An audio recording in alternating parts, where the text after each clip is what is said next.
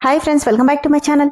ఈ స్టోరీకి writer SNMR Sridhar గారండి. శ్రీధర్ గారి అన్ని స్టోరీస్ కి కాపీ రైట్స్ వర్తిస్తాయి. ఆయన పర్మిషన్ లేకుండా యూట్యూబ్ లోనే కాదు మరే ఇతర సోషల్ మీడియా నెట్వర్క్ లో కూడా ఆయన స్టోరీస్ ని అప్లోడ్ చేయడానికి వీల్లేదు. దయచేసి అలా చేయకండి ఫ్రెండ్స్. అలా చేస్తే లీగల్ గా చాలా ప్రాబ్లమ్స్ ఫేస్ చేయాల్సి వస్తుంది.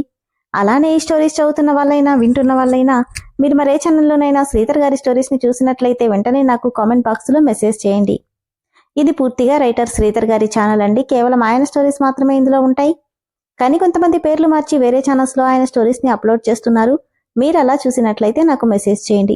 ఇక లేట్ చేయకుండా వీడియోలోకి వెళ్ళిపోదాం ఫ్రెండ్స్. ఎస్ఎన్ఎంఆర్ శ్రీధర్ గారు రాసినటువంటి మనోభిరాముడు 217వ భాగం. రామ్ 2 చేతులు కట్టేసి శివాలయానికి 2 కిలోమీటర్ల దూరంలో ఉన్న ఓడలమటి దగ్గరికి తీసుకువెళ్లేసరికి అప్పటికే చీకటి అలుముకుంటుంటే ఆ చీకట్లో మార్తాండ గీసిన పెద్ద పెద్ద ముగ్గులు, అందులో వెలుగుతున్న అగ్నిరేఖలు చిమ్మ చీకటిగా ఉన్న ఆ ప్రాంతాన్నంతా వెన్నెల వెలుగులా మార్చేస్తున్నాయి. విసురుగా కార్ దిగిన రాజేంద్ర రామ్ని మార్తాండ ఉన్న చోటికి తోసేయగానే అతను చేస్తున్న హోమం దగ్గర వెల్లకిలా పడిపోయాడు రామ్. కర్కశంగా నవ్వుతూ, మార్తాండ, ఇన్నాళ్ల మన కోరిక ఈరోజు నెరవేరబోతుంది. ఇదిగో. రామ్ ఆ నిధిని తెరిచే అర్హత ఉన్నవాడిలో ఒక్కడు. ఎట్టి పరిస్థితుల్లో ఈరోజు ఆ నిధి బయటపడకుండా ఉండడానికి వీల్లేదు. నీ శక్తినంతా ధారపోసి ఆ నిధిని వెలికితీ. తప్పకుండా రాజేంద్ర. ఆ నిధిని వెలికి తీయడం వల్ల నిధే కాదు, ఎన్నో దుష్ట శక్తులు, అంతకు మించిన తాంత్రిక శక్తులు నా కోసమైపోతున్నాయి. దానికోసమే ఇన్నేళ్లుగా ఆ నిధి కోసం, ఆ నిధిని తెరిచే వారసుడి కోసం ఎదురు చూస్తున్నాను. ఆ నిధికి అసలైన వారసుడు వీడు మాత్రమే, మార్తాండ. కాని ఆ నిధిని చేజిక్కించుకునే వారసులం మాత్రం మనమే అని మార్తాండ సంతోషంగా చెప్తుంటే, మీ నవ్వులు చూస్తుంటే ఆరిపోయే దీపానికి వెలుకెక్కువ అన్న సామెత బాగా గుర్తొస్తుంది నాకు అన్నాడు రామ్. ఏంటి? అవును పెదనాన్న, ఈ నిధిని నాతో తెరిపించాలని మీరు చూస్తున్నారు. కానీ దీన్ని తెరిపించేలోపే మీరే పోతారేమోనని నాకు అనిపిస్తుంది. మేము పోవడం కాదురా, నిధిని తెరిచిన మరుక్షణం నువ్వే చస్తావు. ఆ విషయం నువ్వు మర్చిపోయినట్టున్నావు. నవ్వి, చావుకి మీలాగా నేను భయపడేవాణ్ణి కాదు. ఇప్పటికైనా మించిపోయింది లేదు. మన పూర్వీకులు మంచి కోసం దాచిన ఈ గుప్త నిధిని ఇలానే వదిలేసేయి. ఏంట్రా నాకే నీతులు చెప్తున్నావా? ఈ నిధి కోసం ఎన్నేళ్లుగా కాచుకుని ఉన్నానో నీకేం తెలుసు? ఇది నా సొంతమైతే ప్రపంచంలో నేనే సంపన్నున్నవుతాను. కానీ ఇప్పుడు నువ్వు దీన్ని తెరవకలేదంటే తెరిచాక నువ్వు చావడం కాదు, తెరవక ముందే దీన్ని ప్రయాతి ప్రియమైన వదిన ప్రాణాలతో మిగలదు, గుర్తుపెట్టుకో అంటుంటే కోపంతో పిడికిళ్ళు బీసుకుంటున్న మను, రాధ ఎలాంటి పరిస్థితుల్లో ఉన్నారో తెలియక అభికి తను పంపిన మెసేజ్ చేరిందో లేదో అర్థం కాక సైలెంట్గా ఉన్నాడు రామ్. మార్తాండ, ఇంకా చూస్తావేంటి? అమావాస్య గడియలు మించిపోకముందే పూజ ప్రారంభించు అనడంతో, అమావాస్య గడియలకి ఇంకాస్త టైం ఉంది రాజేంద్ర. ఈలోపు నాగేంద్రుడు పడగ విప్పినా మనకే హాని కలగకుండా చూసుకోవాలంటూ ప్రచండ హోమాన్ని మొదలుపెట్టాడు మార్తాండడు. అభిరామ్ ఒక రౌడీతో తలపడుతుంటే అదుని కోసం చూస్తూ అభి ఏమరపాటుగా ఉండగా అతని కడుపులో కత్తి దింపబోతుండగా అది గమనించిన మను అభి అంటూ పరిగెత్తుకుంటూ వచ్చి అడ్డంగా నిలబడ్డంతో ఫోర్సుగా కడుపులో గుచ్చుకుపోయింది. సరిగ్గా ఇదే టైంకి పొద్దుననగా గుడికెళ్లిన మను ఎంతకీ రాకపోవడం, రాధ కూడా ఎక్కడా కనబడకపోవడంతో ప్రమోద్, వైశ్యు ద్వారా విషయం తెలుసుకున్న అందరూ ఉరుకులు పరుగుల మీద రాజేంద్ర తోట బంగళాకి చేరుకున్నప్పుడే అభి మనోలను రాధ పక్కకి నెట్టేయడంతో ఆ కత్తి రాధకి అడ్డంగా చీల్చుకుపోతే ఫోర్సుగా తోసేయడం వల్ల అభిమను ఇద్దరూ పక్కకి విసిరేసినట్టే పడిపోయారు. రాధ పెట్టిన కేక తోట బంగ్లా మొత్తం మారుమోగుతుంటే అలానే కింద కౌలపడిపోతున్న రాధని రాధా అంటూ గట్టిగా అరుస్తూ తన ఒళ్ళోకి తీసుకున్నాడు అభిరామ్.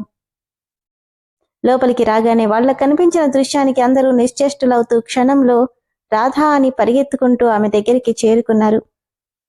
అభిని చంపబోయి రాధ కడుపులో కత్తి దూసిన ధనుంజయ అక్కడ ఉంటే ఖచ్చితంగా తన బతకడని అర్థమై క్షణంలో అక్కడి నుండి తప్పించుకుని వెళ్లిపోయాడు ధనుంజయ. రాధా, నువ్వెందుకు అడ్డొచ్చావు అని మను బాధగా అంటుంటే, చెప్పానుగా మను, నువ్వు లేకపోతే కృష్ణ బతకలేడు కదా కృష్ణ? కన్నీళ్లతో రాధా అంటూ ఆమెని గుండెల కదుముకున్నాడు. ఎందుకిలా చేశావు రాధా అని తనని గుండెల్లో పొదుముకుంటుంటే, ఎందుకు కృష్ణ బాధపడతావు? నాకెంత సంతోషంగా ఉందో తెలుసా? నీ చేతుల్లో ఇలా నీ ఒళ్ళో కళ్ళు మూయడం నాకెంత ఆనందిస్తుందో కల్లో కూడా నువ్వు ఊహించలేవు. అమ్మా రాధ అని కౌసల్య, శర్మ ఇద్దరూ ఆమెకు చెరో పక్క చేరారు. ఎందుకు నాన్న బాధపడతారు? నా వల్ల మీకు బాధే తప్ప సంతోషం ఉండదు. నేను వెళ్ళిపోతే కనీసం మీరైనా సంతోషంగా ఉంటారు. అలా మాట్లాడకు రాధా, నీకేం కాదు. మీ అందరి జీవితాల్లో నా అంకం ముగిసిపోయిందమ్మా. కానీ నేను నా కృష్ణ కోసం చనిపోతున్నాను. అదే నాకు సంతోషాన్నిస్తుంది. నీకేం కాదు రాధా, నిన్నెలాగైనా బతికించుకుంటానంటూ తనని 2 చేతులతో లిఫ్ట్ చేసి తీసుకెళ్లబోతుంటే నొప్పికి తాళలేక అమ్మా అని అరుస్తూ తన మెడ చుట్టూ చేతులేసి, వద్దు కృష్ణ, నేనిక బతకను, నా మాట విను అంటూ బలవంతంగా కిందకి చేరలబడింది రాధ. లేదు రాధా, నీకేం కాదు, నేనున్నానుగా. నేను కూడా నీకోసమే ఉన్నాను కృష్ణ. ఎప్పుడూ నీ ఊహల్లో బతికే ఉంటాను. కానీ ఒక్కటి మాత్రం నిజం, నేనంటే నీకు చిన్నప్పటి నుండి ఇష్టముందేమో కానీ నువ్వు నా ప్రాణం. నువ్వెలా ఉంటావో ఎక్కడుంటావో తెలియకుండానే నా జీవితం మొత్తం నీకు అంకితం చేసేశాను. నీ జీవితంలో స్నేహితురాలిని భార్య కంటే గొప్ప స్థానాన్నిచ్చావు. కానీ ఈ రాధ జీవితంలో మాత్రం ఈ కృష్ణుడు స్నేహితుడు కాదు, ఎప్పటికీ రాధా కృష్ణుడే అంటుంటే కన్నీళ్లతో బాధపడుతున్నాడు అభిరామ్. బాధపడకు కృష్ణ, నువ్వు బాధపడితే నేను చూడలేను. అది నా వల్లైతే అసలు తట్టుకోలేను అని మనుతో, మను, నీ వల్లే కృష్ణ నాకు దక్కలేదన్న కోపం తప్ప నీ మీద నాకెలాంటి ద్వేషం లేదు. నీలాంటి మంచి మనసున్న అమ్మాయి నా కృష్ణ జీవితంలోకి రావడం నాకు చాలా సంతోషంగా ఉంది. లేదు రాధా, నీ అంత గొప్పగా అభిని నేను ప్రేమించలేను. ఆయన నాకు భర్త మాత్రమే, కానీ నీకు తనే ప్రపంచం. నేననేదాన్ని మీ మధ్యలోకి రాకుండా ఉంటే మీ ఇద్దరి జీవితాలు వేరేలా ఉండేవి. పిచ్చి మను, నా జీవితం ఇలా మధ్యలో అర్థాంతరంగా ఆగిపోవాలని రాసిపెట్టింది కాబట్టే ఆ భగవంతుడు మీ ఇద్దరినీ ఒకటి చేశాడు. నా ప్రేమ కేవలం ఒకవైపు నుండే, కానీ కృష్ణకి నువ్వంటే ప్రాణం అని తల పైకెత్తి, నాన్నా, నా పిచ్చితో మిమ్మల్ని చాలా బాధ పెట్టాను, నన్ను క్షమించండి, ఇక వెళ్ళిపోతున్నాను, ఇక మీకు నా వల్ల ఎలాంటి బాధ ఉండదు అంటుంటే ఆమె నుదుటి మీద ముద్దు పెట్టిన శర్మ, నీ జీవితం సంతోషంగా ఉండాలని నిన్నెన్నేసార్లు బాధ పెట్టాను, నన్ను క్షమించమ్మా. అలా అనకండి నాన్న, మీరేం చెప్పినా నా కోసమే, కానీ ఏం చేయను, నా మనసుని మార్చుకోలేకపోయాను నాన్న అని. కృష్ణ, మను నిజంగా అమాయకురాలు, తన మనసుకి ఏ కల్మషం ఉండదు. మీరిద్దరూ ఎప్పుడూ సంతోషంగా ఉండాలి. మను, కృష్ణని జాగ్రత్తగా చూసుకో, తనకే కష్టం కలగనివ్వకు, బాధ పెట్టకు అంటూ నేను నొప్పికి తట్టుకోలేక అంటూ ఆఖరి క్షణాల్లో అరుస్తుంటే కన్నీళ్లతో, ఎందుకు రాధా, నీ మనసులో నా మీద ఇంత పిచ్చి ప్రేమను పెంచుకున్నావు? నువ్వు నన్ను ప్రేమించకుండా ఉంటే నీ జీవితం చాలా బాగుండేది అన్నాడు అభి. అంత బాధలోనూ నవ్వుతూ, నాకేమైంది కృష్ణ, నేనిప్పుడు చాలా సంతోషంగా ఉన్నాను. కలిసి జీవితాన్ని పంచుకోవాలనుకున్నాను, కానీ అది ఎలాగో జరగదు. ఎందుకంటే ఈ రాముడు ఎప్పటికీ మనోభిరాముడే. నీతో కలిసి బతకాలన్న నా కోరిక తీరకపోయినా కనీసం నీ ఒళ్ళో చనిపోతున్నాను. మళ్ళీ జన్మంటూ ఉంటే నీ ప్రేమ మాత్రం పూర్తిగా నాకు మాత్రమే సొంతం. అప్పటికైనా ఈ రాధని ప్రేయసిగా ఒప్పుకుంటావా? నువ్వెప్పటికీ నా ప్రేయస్వి Radha. I love you so much అంటూ కన్నీళ్లతో అంటీ అంటకుండా ఆమె పెదవుల మీద ముద్దు పెట్టగానే, ఈ జన్మకి ఇది చాలు కృష్ణ, ఇంతకు మించి నేనేం కోరుకోను. నాకు నీతో ఉండాలనుంది కృష్ణ, నిన్ను చూడకుండా నేనుండలేను. తొందరగా మళ్ళీ నీ దగ్గరికి వస్తాను అని మనుతో, మను, ఈ అభిరాముడు ఎప్పటికీ నీ మనోభిరాముడే కానీ అంటూ అభి ముఖాన్ని ఆర్తిగా తడుముతూ అతని బుగ్గ మీద ముద్దు పెట్టి ఒక్కొక్క అక్షరాన్ని ఒత్తి పలుకుతూ, ఈ రాధ మాత్రం ఎప్పటికీ కృష్ణార్పణమే అంటూనే అలానే వేలాడపడిపోయింది.